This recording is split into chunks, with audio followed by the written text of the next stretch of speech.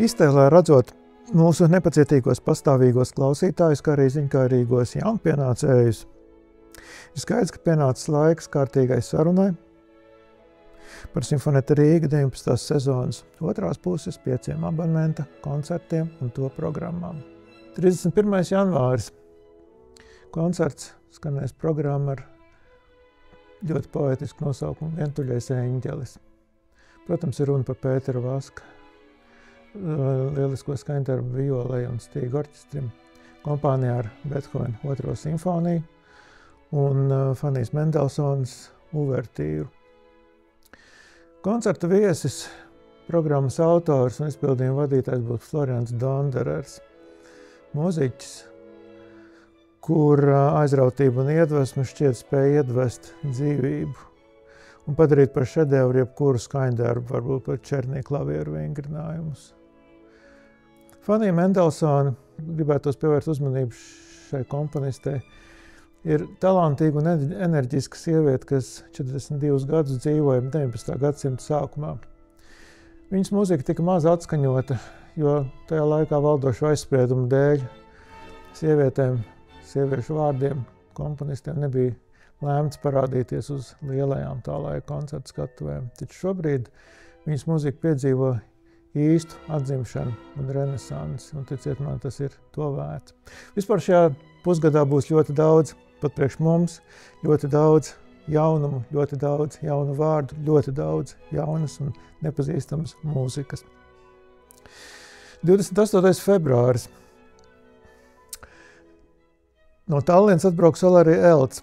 Olarī, kad viņam tiek piedāvāts atbraukt uz Rīgu, vienmēr ar prieku pieņem mūsu uzaicinājumu. Un tad mēs viņam vaicājam, Olarī, atsūti kādu programmu, ko tu tiešām gribētu ar mums nospēlēt. Un vienmēr pēc dažām dienām ir klāt ziņa ar nevis vienu programmu, bet 3 vai 4. Viņš ir īsts, tiešām mūzikas pētnieks, mūzikas zinātnieks, šī vārda vislabākajā nozīmē viņa fantāzijai un viņa zināšanām par repertuāru tiešām nav robežu. Viņš vienmēr ir gatavs meklēt vēl un vēl jaunus darbus, jaunus opusus, atklāt Latvijai un pasaulē nezināmus komponistus. Šoreiz skanēs Šuberts, Ravels, Stravinska Pulčinella svīta no baleta. 14. marts. Koncerts, kurā solis būs, šķiet es nebaidīšos no šī vārda, fenomenālais pianists Roberts Flaits. Mūziķis, kurš jūtas kā zivs ūdenī, mūsdienu muzikā, kuram nekas nav par grūtu, kur atsaucība un ieinteresētība ir fenomenāla un tiešām abrīnas vērta. Rīgā pirmo reizi skanēs Bengta Sørensen 3. klavieru koncerts, dāņu meistaru muziku, kas pēc manas saprašanas ir lielā mērā romantisks, jeb postromantisks skaņdarbs. Taču tajā pašā laikā viņa prāts un viņa meistarība pārvaldot orķestra un solista pieejamos resursus ir tiešām abrīnojama. Un reti gadās atšķirt partitūru, kurā ir tik daudz krāsu, tik daudz pārsteigumu. Šajā koncertā īpaši gaidīts darbs ir Andra Dzenīša 3. simfonija, kas piedzīvos savu pasaules pirmatskaņojumu. Darbs, kas ir rakstīts tieši mums, pēc mūsu savstarpējām sarunām. Un šķiet, ka šis darbs ir tiešām ļoti svarīgs, pat varētu teikt pagrieziena punkts Andra Dairadē. Darbs, kas radīts ilgākā laika posmā, pamatīgi strādājot, pamatīgi pārdomājot, pamatīgi ļaujoties savai fantāzijai.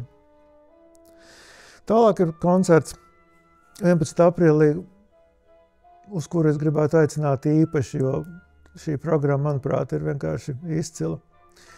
Vispirms uz skatuves būs katra no orķestra daļām pūtēji un stīgas atsevišķos skaņdarbos.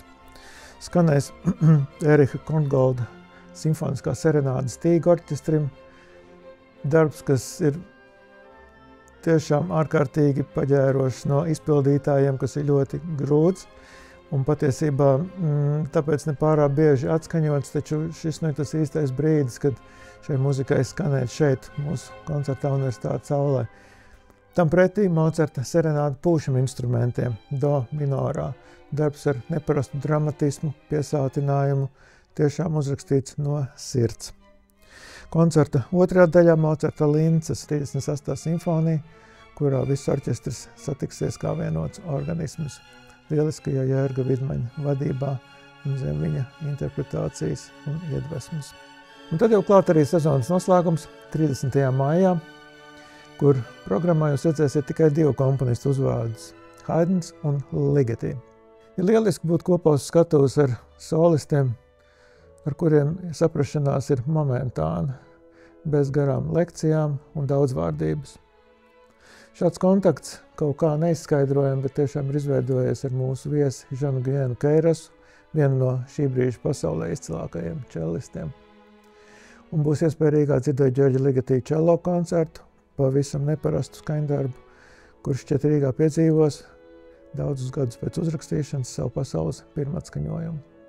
Tāda lūk mūsu sezona. Uz tikšanos!